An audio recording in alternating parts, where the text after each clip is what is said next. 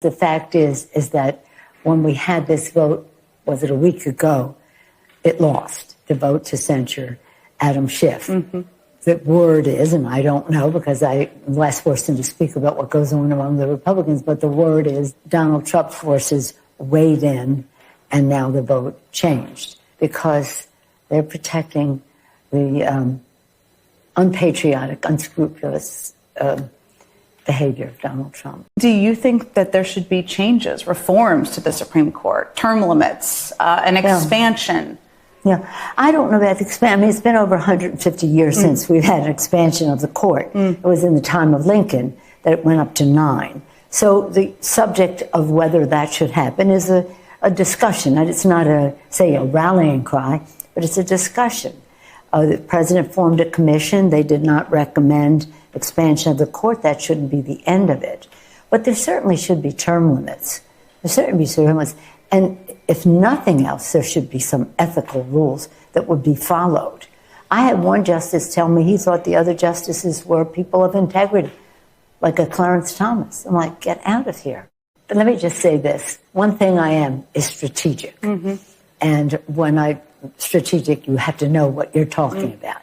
I have no idea what goes on in their caucus, but I do know one thing. In January of 2025, Hakeem Jeffries will be Speaker of the House. Donald Trump is not going to be President of the United States. Take it to the bank. Okay. I guarantee it. All right.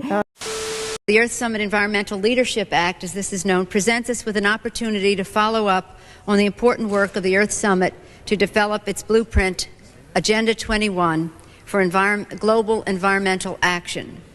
HCON Res 353 outlines a comprehensive national strategy for sustainable development in accordance with the principles of Agenda 21 to be coordinated under the leadership of a specific office and at the direction of a high-level government official. The resolution also urges the United States to identify and initiate further agreements to protect the global environment and to support the creation of a high-level United Nations Sustainable Development Commission headed by an Undersecretary General.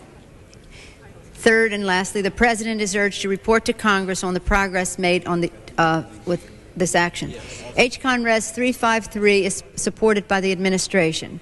I have been in contact with the appropriate offices of the State Department and have incorporated their suggestions into the resolution.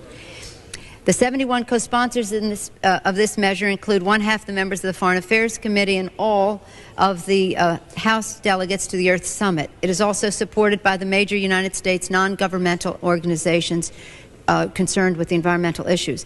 The Earth Summit presented world leaders with an opportunity that should not be lost. We must now embark on a new course that will sustain our planet and its resources for the benefit of future generations. This resolution calls on the United States to assert its leadership to achieve this goal. I urge my colleagues to support this resolution.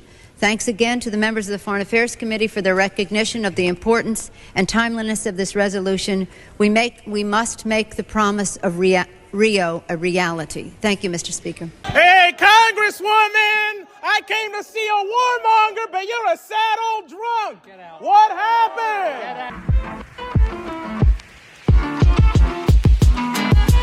out.